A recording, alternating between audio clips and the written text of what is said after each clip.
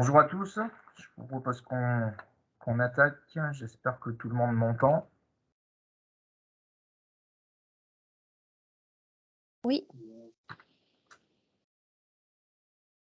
Alors, au programme aujourd'hui, une petite thématique là, sur un point que j'ai eu dans plusieurs dossiers récemment, qui concerne la déductibilité ou non d'une provision qu'on passerait sur un compte courant que vous avez suite à des avances que vous avez faites à une filiale ou une autre société du groupe qui s'avère être en difficulté.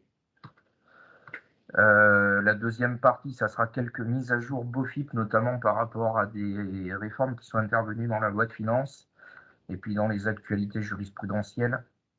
J'en ai listé deux qu'on verra pour clôturer la réunion.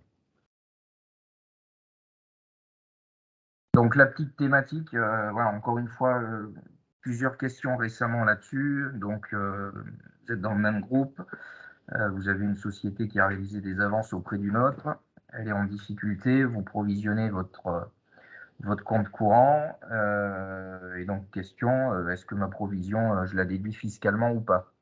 Alors, si vous allez dans la documentation sur les provisions pour créances douteuses, par exemple, vous allez trouver un arrêt très rapidement qui concerne ce cas-là, qui fait référence au caractère normal de l'avance. Donc, est déductible la provision constituée par une société à raison des avances consenties dans le cadre d'une gestion normale à une de ses filiales concessionnaires en difficulté. Alors, en effet, le recouvrement de la créance correspondante était menacé dès lors que les capitaux propres négatifs de la filiale et son passif important ont conduit à sa cessation d'activité l'année même de la constatation de la provision et à sa liquidation amiable l'année suivante. Donc, filiale en difficulté, derrière dépôt de bilan dans les 1 an. Donc, rétrospectivement, on juge bien que oui, la provision sur l'avance qui avait été faite dans des conditions normales, elle est déductible. Alors, il y a une petite précision derrière sur le recouvrement. On est en société d'un même groupe, donc la circonstance que la société n'a pas tenté d'obtenir le recouvrement de sa créance est sans influence sur la déductibilité de la provision. Vous savez que si c'est des créances avec des tiers, il faut que vous ayez mis en œuvre des procédures de recouvrement et qu'elles aient été infructueuses pour, pour pouvoir déduire la provision. Dans le cadre d'un même groupe, évidemment, on est entre nous-mêmes, ce n'est pas une condition qui est exigée. Donc ça, c'est un arrêt, par exemple, de la Cour administrative d'appel de Lyon, 26 janvier 2006, que vous trouverez sans commentaire particulier sur Francis Lefebvre. Donc, normalité de l'avance. Compte tenu de la situation bilancielle de la filiale, on peut déduire qu'elle est en difficulté. Donc, a priori, vous pouvez déduire. Alors, néanmoins, si on en revient au principe, aux conditions générales de déduction des provisions, parmi les conditions générales, pour être admise en déduction, il faut que la provision soit passée pour faire face à une charge qui aurait été elle-même déductible du résultat.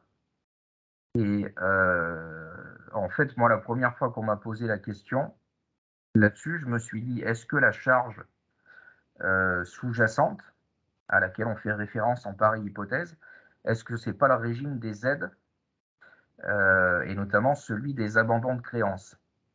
Et ça a une importance fondamentale parce que, pour le coup, vous savez que le régime des aides et des abandons de créances a été fortement remanié en 2012, et que désormais, la déductibilité des abandons de créances est quand même très, très restreinte, en ce sens que la déductibilité n'est admise que quand l'abandon de créance est à caractère commercial. Et en fait, la grande question, c'est de se dire, est-ce que dans la documentation Francis Lefebvre, pour traiter le cas qui est le mien, est-ce que je peux juger simplement que mon arrêt là, de Lyon de 2006, qui ne fait référence qu'à la normalité de l'avance, il est transposable à ma situation d'aujourd'hui, sachant que dans l'intervalle est intervenue une modification législative où maintenant les abandons de créances et les aides sont plus simplement déductibles quand elles sont faites dans un cadre normal, mais quand elles sont non seulement faites dans un cadre normal, et aussi qu'elles sont faites dans un cadre commercial. Alors, pour être tout à fait exhaustif, il faut qu'on fasse un petit récap sur le régime des aides depuis 2012. Donc on distingue deux choses à présent, hein. Les aides à caractère commercial. Alors qu'est-ce que c'est une aide à caractère commercial? Présente un caractère commercial, l'abandon d'une créance trouvant son origine dans des relations commerciales entre deux entreprises. Donc ça, c'est le b.a.-ba. Si vous n'avez pas de relation commerciale entre les deux entreprises concernées, vous ne pouvez pas être dans le champ de l'abandon de créance à caractère commercial. Et il faut que cet abandon ou cette aide permette de maintenir des débouchés ou des sources d'approvisionnement. Donc ça va dans les deux sens. Si vous êtes dans ce schéma-là, l'abandon de créance est bien déductible du côté du créancier. Si vous n'êtes pas dans ce schéma-là, vous êtes nécessairement dans ce qu'on appelle un abandon de créance à caractère financier. Et le principe de base d'un abandon de créance à caractère financier, c'est que c'est non déductible chez le créancier, à une exception près, c'est lorsque la société qui bénéficie de cet abandon se trouve être en procédure collective. Et en ce cas-là, l'aide ou l'abandon est bien déductible à hauteur de la situation négative, nette négative de l'entreprise qui bénéficie de l'aide, donc du débiteur. C'est le seul cas où un abandon de créance à caractère financier est déductible. Donc, plutôt que d'avoir en tête cette exception, il faut vraiment avoir en tête le principe caractère commercial déductible, pas commercial, c'est nécessairement financier. Et dans 95% des cas, ce ne sera pas déductible. Encore faut-il être en mesure de démontrer le caractère commercial. Donc là, il y a quand même de la jurisprudence un peu abondante sur le sujet. On en reparlera tout à l'heure avec une illustration, mais c'est quand même très restreint. Encore une fois, il faut qu'il y ait des relations commerciales et que ça permette le maintien des débouchés ou les sources d'approvisionnement. Tant qu'on en est à parler du régime des aides et des abandons de créances, on vient de parler du traitement fiscal du côté du créancier, déductible ou pas. Côté débiteur, ça génère un produit. Le fait d'avoir une dette qui s'éteint, ce produit est taxable. Alors en général, quand on fait ce genre d'opération, c'est pas rare que la société qui bénéficie de l'abandon ait pas mal de déficits. Donc évidemment, on va pouvoir imputer les déficits. Attention, un point de veille, c'est que l'imputation des déficits antérieurs, c'est quand même plafonné. Alors certes, à un montant qui est d'1 million d'euros majoré de 50% du produit de l'exercice, mais sur des dossiers relativement importants, on a déjà eu le cas où la solution d'un abandon de créance n'est pas envisageable, y compris du côté du débiteur, parce qu'on est sur une avance et un abandon qui est de plusieurs millions d'euros, et on ne peut pas imputer sans plafond les déficits antérieurs. Donc l'opération engendrerait un IS que le débiteur n'est pas en mesure de payer. Donc là, il y a d'autres techniques d'ailleurs, mais ce n'est pas le sujet du jour. Donc voilà pour le traitement des aides. Donc si j'en reviens à ma réflexion de tout à l'heure, est-ce que je peux m'en tenir simplement à la normalité de l'avance, donc à cet arrêt de 2006, ou est-ce que, en revenant aux conditions générales de déductibilité des provisions au plan fiscal, en fin de compte, il faut que je me réfère au régime de l'aide, et plutôt que de provisionner l'avance si je l'abandonne, si je suis dans une aide à caractère financier et qu'elle n'est pas déductible, par ricochet, ma provision ne l'est pas non plus. Alors, pour le coup, et ça c'est des choses qu'on a trouvées dans Francis Lefebvre, mais pas dans la documentation experte, mais dans les revues, il y a bien eu le débat. Et le débat, il existe depuis 2015 sur ces questions, et on a trouvé trace d'un compte-rendu d'une réunion qui avait été organisée par l'Institut des avocats conseils fiscaux sur les redressements en cours, et avait été évoquée notamment cette question-là, qui faisait l'objet de redressement. Et donc, c'était une réunion où il y avait, qui participaient notamment évidemment des avocats, mais également des représentants de l'administration fiscale et des représentants du Conseil d'État. Et le redressement qui est présenté, dont je vais vous faire la lecture, c'est exactement notre cas. Donc, l'associé en question présente un redressement notifié en matière de provision pour dépréciation de créances financières. Une société détient 100% du capital d'une filiale avec laquelle elle n'entretient pas de relation commerciale. Ce qui veut dire que si on fait des abandons de créances, on est nécessairement dont des abandons de créances à caractère financier non déductible. Exercice N, elle accorde une avance de trésorerie. Exercice N+3, la situation financière de la filiale se dégrade et la mère enregistre logiquement des provisions, donc elle déprécie les titres. On n'est pas déductible puisque ce sont des titres de participation et comme la plus-value est exonérée, le pendant c'est que la provision n'est pas déductible au plan fiscal. Et vis-à-vis de l'avance qui a été faite, elle déprécie cette créance et elle déduit la provision de cette créance-là. Et l'administration contrôle la situation et remet en cause cette dépréciation. Elle s'appuie sur la jurisprudence suivant laquelle, outre les conditions légales de déduction, la déductibilité des provisions est subordonnée à la condition que la perte ou la charge couverte soit elle-même déductible de l'assiette de l'impôt. Et pour l'administration fiscale, effectivement, la charge ou la perte sous-jacente, c'est le régime des aides. Et donc, l'administration dit, depuis 2012, les aides financières accordées par une société mère à sa filiale ne sont pas déductibles. Donc, la provision constituée sur l'avance ne porte pas sur une charge déductible. Et en l'occurrence, on rejette la déductibilité. Et spécifiquement, le contribuable opposait l'arrêt de la Cour administrative d'appel de Lyon, que je viens de vous détailler, qui disait, en pareille hypothèse, dans la mesure où simplement j'ai fait une avance dans le cadre de la gestion normale de mon groupe, il n'y a pas de sujet, je peux déduire. Alors là, autour de la table, le redressement était en cours et la procédure n'était pas achevée. L'administration disait, parce qu'il y a eu compte rendu des débats, ce qui nous importe, nous, administration fiscale, dans ces situations, c'est que on ne veut pas que l'emploi d'une provision pour créance douteuse ait pour effet de contourner l'interdiction de déduction des abandons de créances à caractère financier et y cibler notamment les schémas où la provision était constatée dans la foulée de l'avance. Ce qui là, pour le coup, peut s'entendre, c'est de dire plutôt que de faire une aide, en l'occurrence, vous faites une avance, vous la dépréciez tout de suite derrière. Et donc là, il y a un problème si vous pouvez la déduire. Les avocats émettaient un argument de bon sens, quand même, qui était de dire on voit bien votre raisonnement, par contre, il y a quand même une différence de traitement du point de vue du débiteur. Si vous avez une avance que vous provisionnez, ça n'a pas d'effet sur ses comptes, alors que si vous faites un abandon de compte courant, pour le coup, ça génère un produit taxable et ça améliore sa situation en termes de fonds propres. Et donc, on ne peut pas avoir le même raisonnement en termes de déductibilité.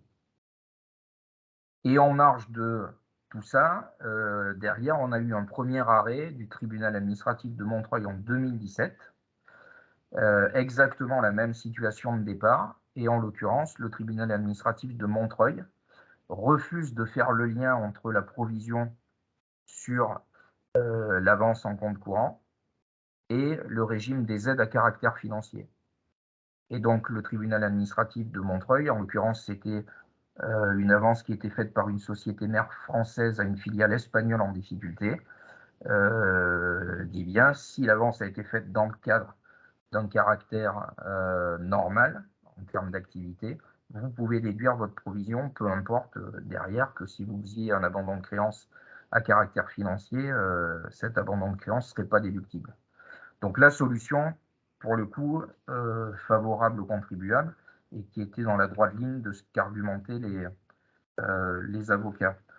Dans le cadre des échanges là, sur la conférence avec l'IACF, il y avait aussi des représentants du Conseil d'État qui, au-delà du fait qu'une provision sur une avance et un abandon de créance ne procuraient pas les mêmes effets d'un point de vue comptable chez la filiale qui en bénéficiait, disait ça n'a pas les mêmes effets non plus du point de vue du créancier parce que si vous faites une provision sur une avance, vous avez toujours l'espérance que la situation se retourne et donc d'un retour à meilleure fortune et que vous puissiez récupérer votre argent. Si vous faites un abandon de créance, en l'occurrence, vous n'avez pas cette espérance-là. Alors, sauf que ça me semble quand même limité en termes de portée comme argument parce que notamment dans la pratique qu'on a, il me semble que dans les abandons de créances, on insère régulièrement des clauses de retour à meilleure fortune. Alors, ça, c'était la situation à 2017. Et j'ai refait une mise à jour de ces recherches hier dans le cadre de la préparation de cette réunion. Et attention, parce que sur le sujet, on a deux jurisprudences d'un plus haut niveau qu'un simple tribunal administratif qui sont intervenus au cours de l'année 2021, en mars pour arrêt de cour administratif d'appel, et Conseil d'État en décembre dernier. Exactement la même chose, une société mère qui fait une avance à sa filiale, quelques années après, donc des avances de 18 000 et 126 000 euros. Quelques années après, donc on n'est pas dans la pratique qui consiste à provisionner dans la foulée de l'avance. Il y a bien plusieurs exercices qui s'écoulent et la situation financière de la filiale est compromise. Donc, les avances sont provisionnées, elles sont déduites du résultat. Et en l'occurrence, la Cour administrative d'appel de Nancy et le Conseil d'État ont bien validé le raisonnement en la matière de l'administration fiscale en disant que la provision n'était pas déductible parce que le sous-jacent, faire face à une perte ou une charge déductible, c'est bien le régime des aides.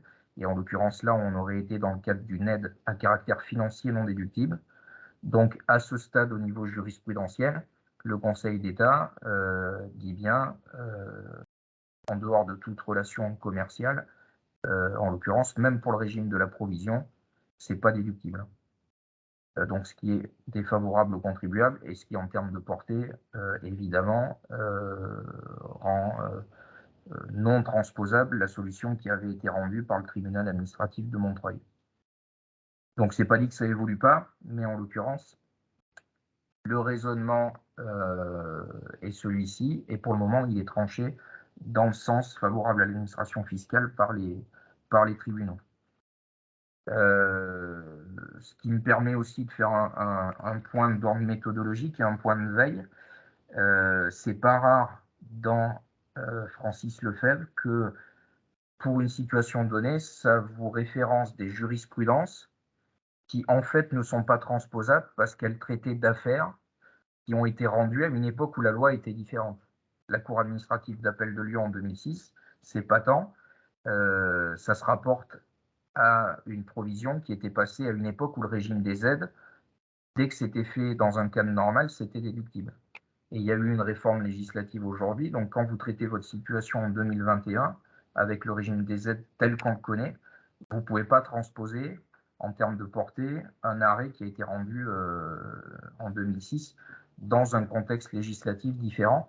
Et ça, c'est quand même des choses qu'on voit régulièrement. Donc attention, et notamment sur les arrêts qui commencent à avoir une quinzaine d'années, il y a toujours ce risque-là que ça traite d'une époque où la loi était différente, sachant qu'en plus, sur un arrêt de cour administrative d'appel en 2006, votre redressement date d'il y a 3-4 ans en arrière, sur une situation qui possiblement a été traitée en comptabilité 2 ou 3 ans encore avant.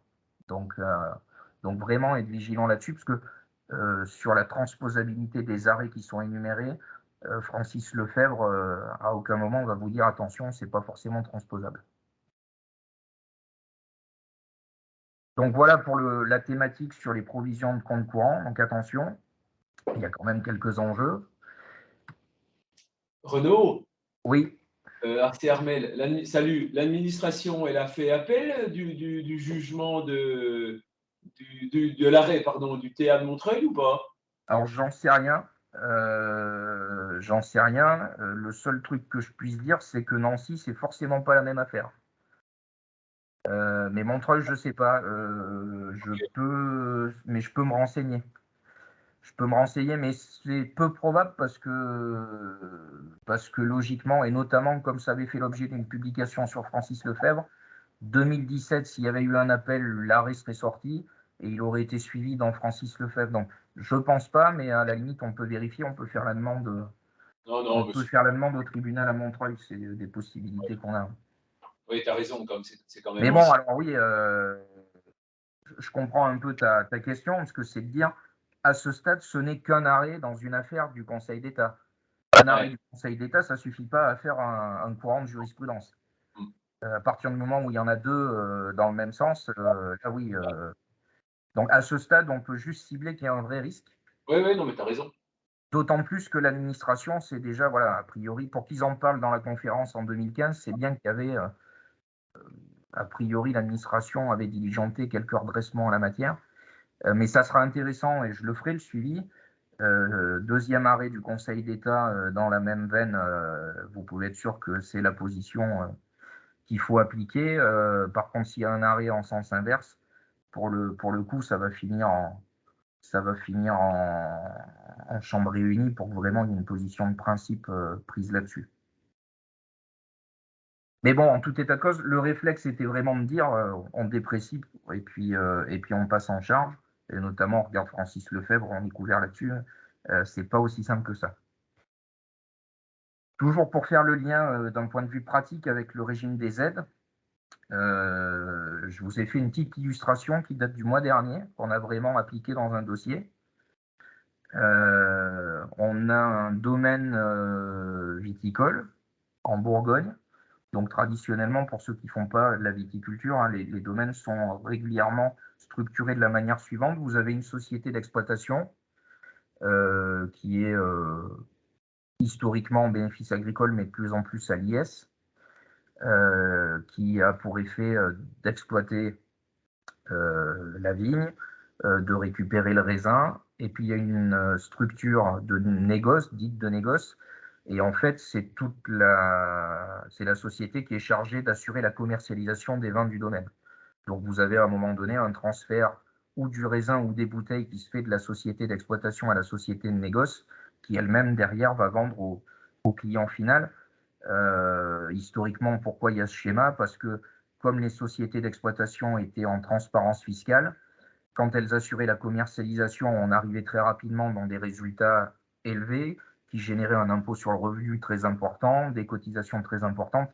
Vous avez tous eu le même problème sur des entreprises individuelles dans des secteurs commerciaux. Et donc, la naissance d'une structure de négoce à l'IS, ça permettait de loger de la marge à l'IS dans cette société-là. Aujourd'hui, on est de plus en plus à l'IS, y compris sur les sociétés d'exploitation, mais on a toujours le système dual avec une structure de commercialisation. Et évidemment, comme historiquement, la valeur ajoutée se trouve encapsulée dans la société de négoce, c'est elle qui a le cash et la force de frappe en termes de trésor. Et donc, généralement, ce qui se passe, c'est que régulièrement, il y a des avances qui sont faites à la société d'exploitation qui se cumulent et qui, d'ailleurs, on arrive dans certaines situations où l'avance, elle n'a juste aucune perspective de remboursement. Ce qui, ça d'ailleurs aussi, à mon avis, un point d'inquiétude, puisqu'on peut se demander sur des avances sans perspective de remboursement, en fait, si c'est réellement des avances. Mais bon, là non plus, c'est pas le sujet. Donc le contexte sur le domaine, c'est qu'on a le domaine qui est dans une santé financière très favorable et c'est doublé en plus d'un projet de transmission familiale. Et donc, en fait, dans ce cadre-là, il faut qu'on sollicite des financements bancaires. Et pour faire droit à des leviers de financement, les banques nous disent faut que vous améliorez la situation en termes de fonds propres dans la société d'exploitation. Bon. Donc, on dit on va envisager éventuellement un abandon de la créance de la société de négoce au profit de la société d'exploitation. Et donc,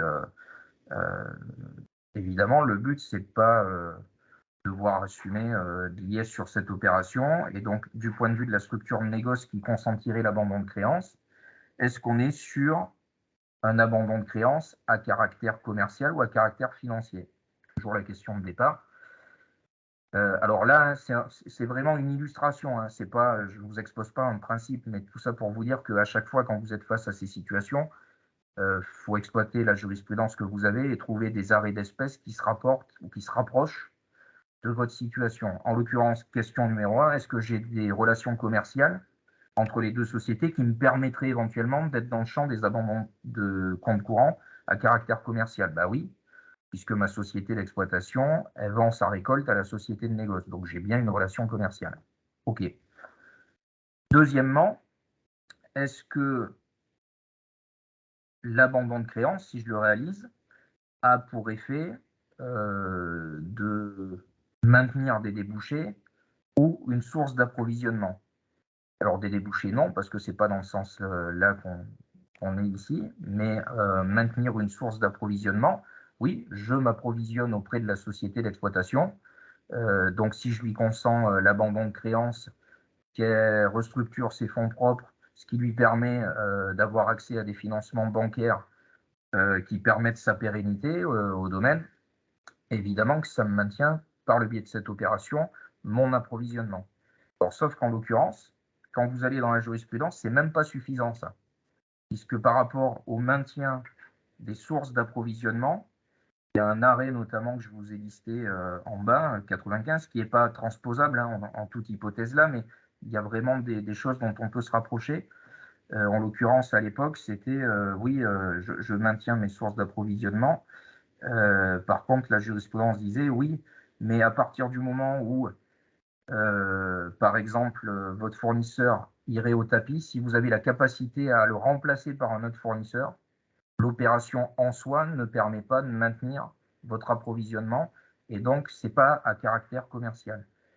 Et à l'inverse, et ça c'est dans les conclusions de cet arrêt-là, on vous dit bien, si en revanche vous êtes en présence d'un fournisseur captif, c'est-à-dire vous fournissez auprès de lui, vous ne pouvez pas le remplacer s'il va au tapis. À ce moment-là, vous êtes bien dans un cadre commercial qui vous permet de maintenir de l'approvisionnement. Et là, en l'occurrence, si demain mon domaine, ma société d'exploitation, elle va au tapis, ma structure de négoce, elle ne sert plus à rien. Elle ne peut pas se réapprovisionner auprès d'un autre domaine. Éventuellement, elle pourra faire un poil de négoce sur le marché, mais jamais dans les proportions que représentent les approvisionnements du domaine familial. Donc là, en l'espèce, et compte tenu de ce qu'on a trouvé dans la jurisprudence et dans la documentation auquel on pouvait se raccrocher, on a conclu qu'on était en présence d'un abandon de créance fait dans un cadre commercial qui permettait le maintien d'un fournisseur captif, donc exclusif et non susceptible de remplacement, et donc on a conclu au caractère commercial et donc à la déductibilité de cet abandon de créance. Donc d'ailleurs, il y a un acte qui n'est pas encore rédigé, mais qui va l'être, avec clause de retour à meilleure fortune. Et on va s'attacher, dans le préambule de cet acte, à essayer d'expliquer ce contexte-là et de se raccrocher à des éléments de langage de la jurisprudence tels qu'on les a trouvés, qui nous étaient favorables. Donc voilà le genre d'illustration, d'expérience quand même. Hein, c'est très très complexe d'arriver à démontrer le caractère commercial aujourd'hui d'un abandon de créance. 9 fois sur 10, vous êtes plutôt dans quelque chose de financier.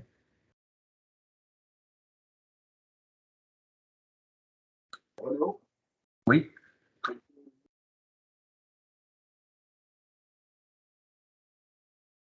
Je ne sais pas si quelqu'un m'a interpellé ou si c'était une... Allô ? Renaud ? Oui, j'entends très très peu.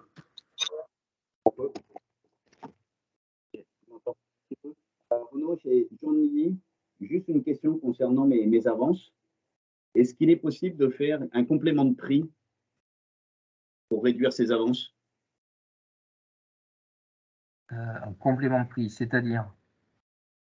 Généralement, ma structure de négoce, elle achète la récolte donc à ma société d'exploitation. Là, j'ai des avances qui représentent plusieurs années de peut-être de trésorerie, enfin d'achat de récolte. Est-ce que je peux faire des compléments de prix comme on voit dans les caves coopératives sur les années antérieures? Alors j'ai peur de pas réussir à m'illustrer le principe. Je t'appellerai. Tu parles de l'exemple des caves coopératives là. Oui, mais sur les caves coopératives, tu as des compléments de prix sur les récoltes des années antérieures. Parce que ma société d'exploitation. Oui. Salut Jean, c'est Edouard à l'appareil. Oui. Alors, c'est des choses qu'on pratique sur des domaines avec des négoces. Alors, je ne parle pas des COP, hein, mais je parle sur des domaines classiques. Par contre, pour avoir des compléments de prix, ça suppose d'une part que ton prix initial il soit déjà sur un prix de marché.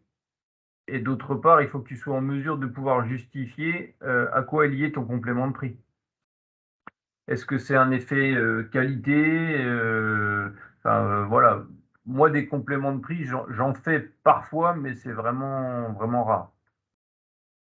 Par contre, pour compenser ces avances-là, clairement, pourquoi on a des avances dans ce genre de dossier? C'est parce qu'on a des domaines qui étaient à l'impôt sur le revenu et on ne voulait pas faire beaucoup de résultats et on décalait la marge dans les négoces. Aujourd'hui, moi, il y a quand même beaucoup de domaines où on est passé à l'IS et du coup, je réaugmente progressivement mes prix de sorte à être sur des prix cohérents et répartir la marge de manière cohérente entre le domaine et le négoce. Moi, j'ai un contrôle fiscal actuellement et c'est vrai que l'administration est en train de taper sur mon avance en me disant que ça représente 3 ans. Alors moi, je leur justifie parce qu'en fait, il y en a 3 ans avant de vendre, on a 3 ans de production. Mais c'est vrai qu'ils toussent. Alors là-dessus, je pense qu'on peut peut-être travailler avec Renault, puisqu'on s'est fait contrôler en 2011 sur un de mes dossiers où j'ai plus de 2 millions d'euros d'avance entre le domaine et le négoce sans aucun lien capitalistique. On s'était fait redresser en 2011 parce que cette avance-là n'était pas rémunérée. Ils nous ont demandé de la rémunérer. On s'est fait recontrôler là l'année dernière ou il y a 2 ans. Du fait qu'on rémunérait cette avance-là, ils ne sont pas revenus nous casser les pieds. Donc peut-être à regarder que ton contrôle.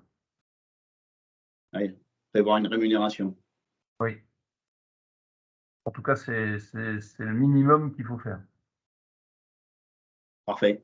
Mais pas Voilà. d'avance. Ouais. OK.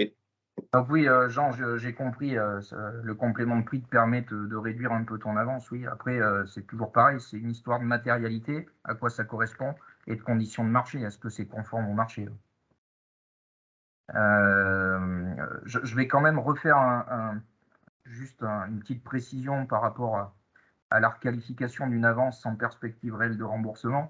Alors, c'est très visible dans la viticulture parce que des avances comme ça entre sociétés, il y en a beaucoup, mais ça peut être des cas qu'on voit aussi dans d'autres secteurs d'activité. Dans ces situations-là, moi j'ai une crainte en termes de redressement. À ma connaissance, il n'y en a pas, mais j'ai notamment lu sur le sujet, je ne sais plus qui c'est qui avait publié ça, Morgenstern ou enfin peu importe. L'auteur disait attention, à partir du moment où vous bénéficiez d'une avance que vous ne serez jamais en mesure de rembourser, à ce moment-là, c'est plus un prêt, c'est une aide qu'on vous a fait. Et donc, le redressement qui pourrait intervenir, moi je suis inspecteur, hein, je viens contrôler la société d'exploitation, je constate qu'il y a 1 million d'avance, je dis vous ne serez jamais en mesure de la rembourser, donc je vous gomme votre dette, et c'était une aide, donc je vous passe le produit. Et là, en l'occurrence, je vous taxe à l'IS sur ce montant-là, ou alors même pire, si la société est en bénéfice agricole, ça va tomber au barème progressif de l'impôt sur le revenu. Et ça, à mon avis, c'est un vrai motif d'inquiétude. Alors qu'on arrive parfois à se prémunir. Alors notamment, on a des schémas où la société qui avait bénéficié de l'aide, où on a identifié possiblement un risque de se faire requalifier l'aide, enfin l'avance pardon en aide et de se trouver taxé en produit à hauteur. On fait prendre 5% de participation par la société d'exploitation dans la société de négoce. On fait opter la société d'exploitation à l'IS. Pourquoi on fait ça? Parce que même si on vous requalifie l'avance en aide ou en distribution, pour le coup, dans ce cadre-là, on peut bénéficier, même rétrospectivement, du régime mère-fille, et donc n'être taxable que sur la quote-part de frais et charges. Mais voilà, au-delà de ça, il y a une vraie inquiétude de se faire retaxer une avance sans perspective de remboursement, soit en aide, soit en distribution. Et c'est ça, c'est le risque, c'est la distribution. Parce que moi, c'est un associé, je n'ai pas de société d'exploitation, c'est une entreprise individuelle et une structure de négoce. Donc c'est une distribution globalement qui risque quand même.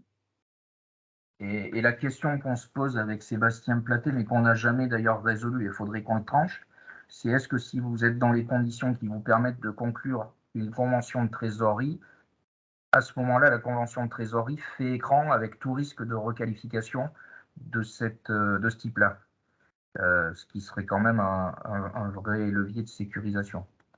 Donc il y a plein de sujets, quand même sur tout ça, sur les aides, sur les provisions, sur les requalifications d'avance. Et bon, en général, ça peut représenter quand même en assiette des montants relativement importants. Merci Renaud.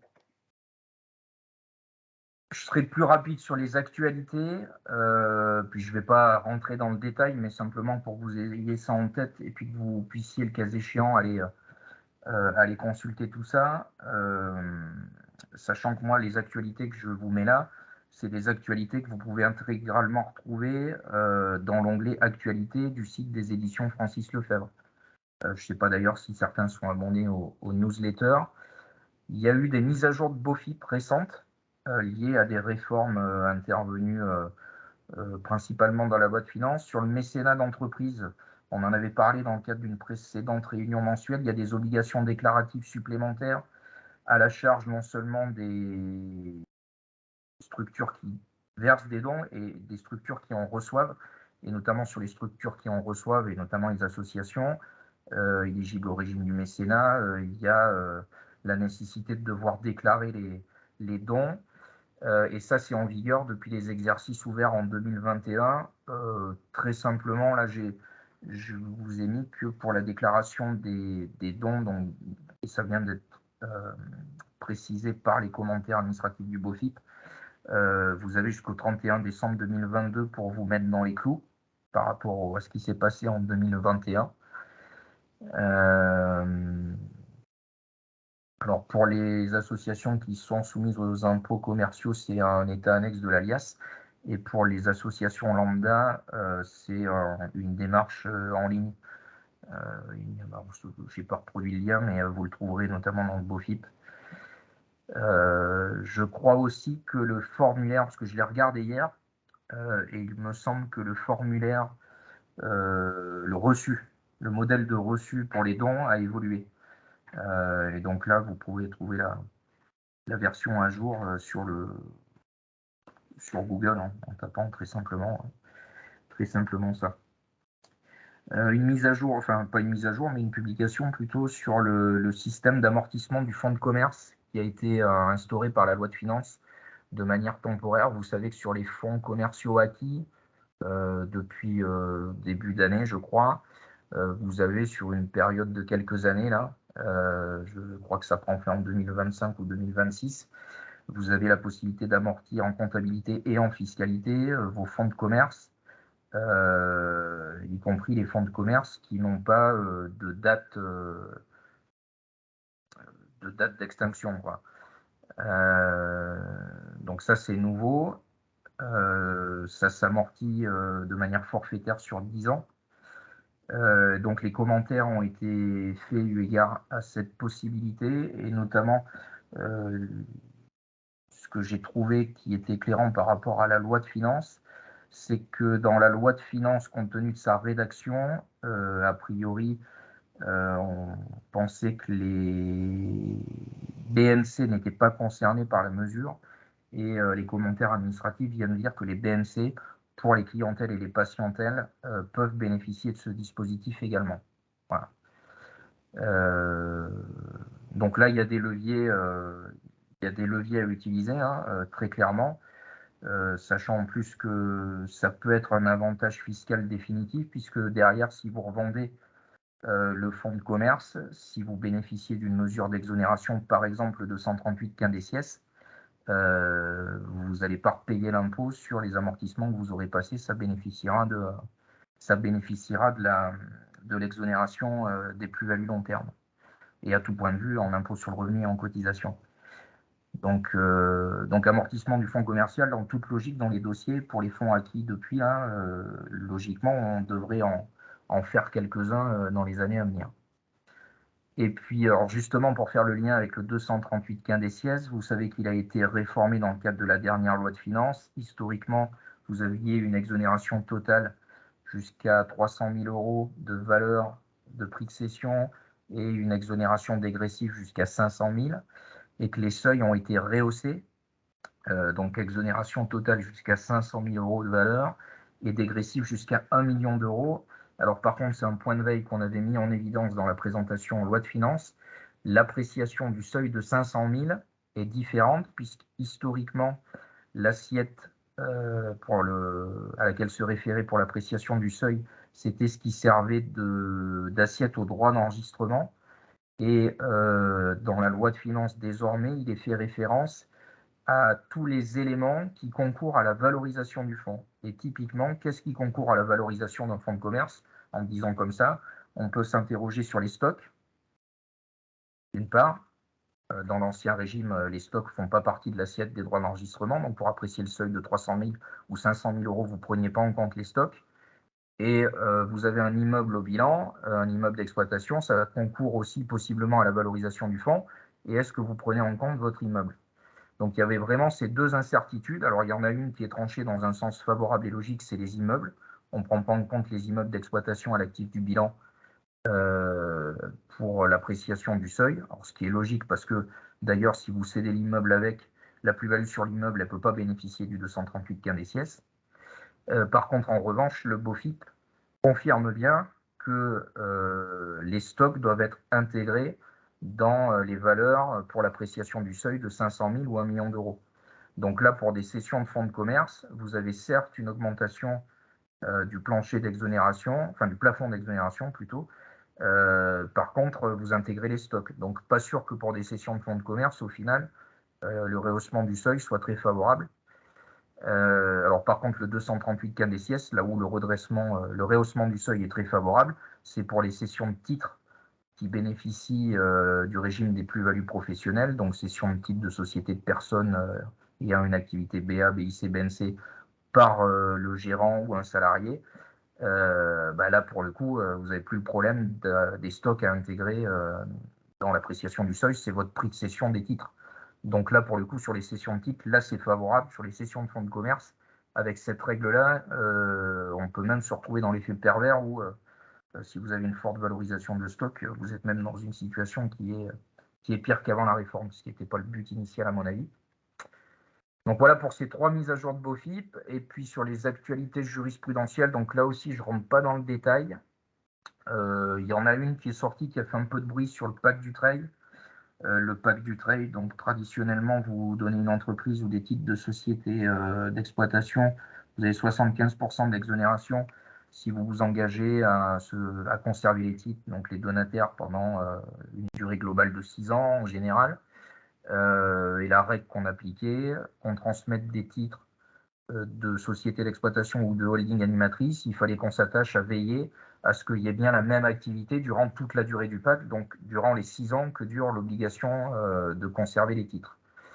Et en l'occurrence, il y a eu un redressement sur une holding qui était animatrice au moment d'une succession. Donc succession, derrière, il faut conserver les titres de la holding animatrice pendant 6 ans, et 1 an après, la holding animatrice procède à la cession massive de ses participations, de sorte qu'elle se retrouve avec du cash, et elle n'est plus par définition holding animatrice, elle est holding patrimoniale. Et donc l'administration vient contrôler en disant vous n'avez pas conservé l'activité holding animatrice pendant 6 ans, vous êtes devenu holding patrimonial au bout d'1 an, donc en l'occurrence, je vous remets en cause le pacte du trade. Et le Conseil d'État, la Cour de cassation, a donné raison aux contribuables pour une raison très simple, c'est que cette obligation d'avoir la même activité éligible pendant les 6 ans du pacte du trade, elle n'est juste pas prévue par la loi. Et quand c'est la doctrine administrative qui prévoit une condition qui n'est pas prévue par la loi, c'est que la doctrine rajoute à la loi, c'est ce qu'on dit, et c'est une condition illégale.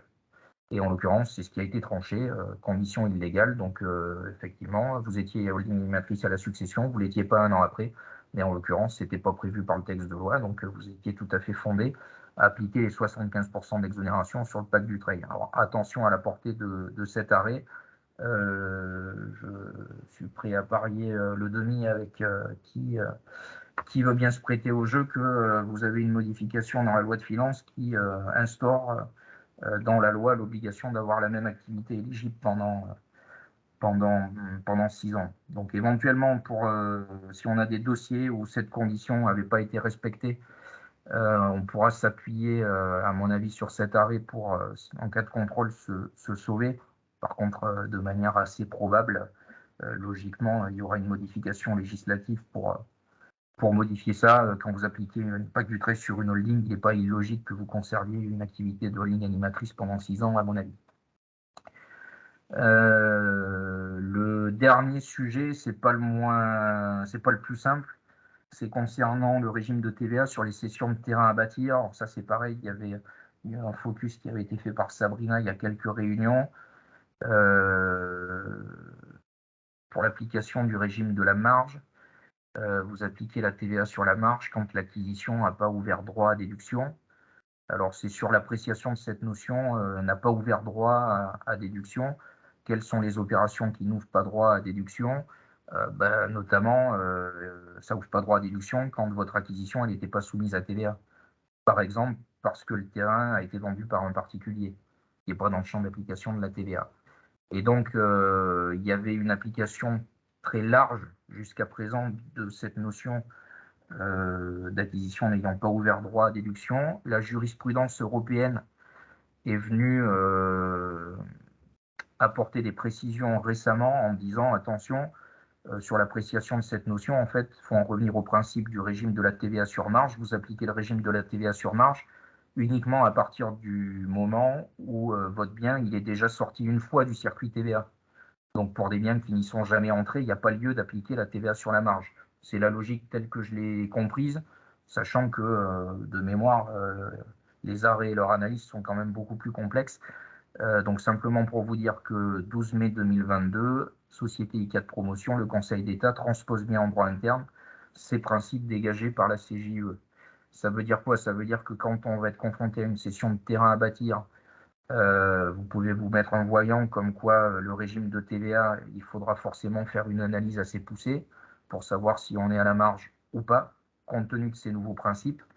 Je rappelle quand même ce que j'avais fait et précisé dans une des réunions mensuelles précédentes, que face quand même à cette mouvance et cette complexité, l'administration fiscale française a fait le choix pour le moment de laisser intacts ses commentaires administratifs qui consacrent l'ancienne analyse de la notion de l'acquisition n'ayant pas ouvert droit à déduction et son application très large pour toutes les opérations en cours. Donc tant que vous avez la doctrine administrative sur ces questions de vente de terrain à bâtir et de TVA, vous pouvez faire droit à l'ancien régime et appliquer la TVA sur marge dans des circonstances très larges. Vous ne serez pas inquiété en dépit du fait que l'arrêt du Conseil d'État dit quelque chose de différent. Simplement, en cas de contrôle, il faudra dire qu'on fait droit à l'opposabilité de la doctrine en cours au jour de l'opération. Donc, c'est le L80 du livre des procédures fiscales. Voilà. Bon, par contre, là, pareil, on restera en veille. Le jour où la doctrine elle est scratchée, pour le coup, il faudra bien appliquer les principes communautaires qui viennent d'être transposés par le Conseil d'État. Voilà sur ce que j'avais à dire. Quelque chose que je n'ai pas noté, c'est quelque chose qu'on a dans un dossier. On vient d'avoir un redressement sur quelqu'un dont on déclarait des revenus d'activité en régime micro et qui, en fait, compte tenu de l'évolution de son chiffre d'affaires, était plus éligible et devait forcément passer au réel. Donc l'administration dit vous étiez au réel, ils refont le calcul du barème progressif et ils nous rappellent la différence. Le seul point de veille, c'est que quand bien même vous avez toute l'antériorité remplie sur DR, c'est pas bloquant. À aucun moment on vient vous dire attention, vous êtes plus éligible au micro et vous avez simplement un bout de cadre, un endroit donné en vous disant attention, veillez bien à contrôler les montants de chiffre d'affaires antérieurs pour valider que vous êtes toujours bien dans le micro. Voilà, donc ce point de veille-là. Et puis, pour finir, donc, nous nous retrouverons pour la dernière réunion mensuelle avant les vacances à la fin du mois de juillet. Je vous avais promis pour aujourd'hui une thématique sur le traitement comptable et fiscal de tous les placements financiers, tous les types de placements financiers détenus en société. C'est une thématique qui est un peu complexe à monter, et notamment parce qu'elle nécessite d'avoir déjà une bonne compréhension de tous les placements qu'on peut trouver dans les sociétés. On est en train de faire le lien avec Paul chez Horizon Gestion Privée là-dessus. Donc l'objectif qu'on s'est fourni, c'était d'être en mesure de la finaliser pour juillet. Donc logiquement, ce sera la thématique du mois prochain. On repartira des basiques avec traitement des titres de participation et des titres de placement, mais on ira aussi sur tous les produits financiers un peu complexes qu'on peut avoir et qu'on peut proposer. Voilà. Il est 10 h, on a tenu le timing. Je ne sais pas si vous avez des questions ou des suggestions de thèmes. C'est toujours pareil, hein, n'hésitez pas à me faire remonter des infos, des expériences. Le but, c'est que ce soit pratique et que ça colle à des choses qu'on voit passer dans les dossiers, pas de faire de la veille pour de la veille.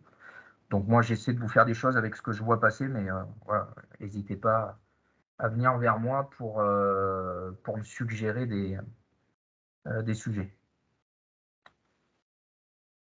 Bien, bah, s'il n'y a pas de questions, je vous souhaite une bonne journée et bon courage. Merci Renaud.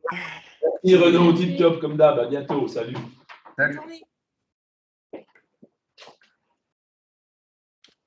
Merci, bonne journée. Merci.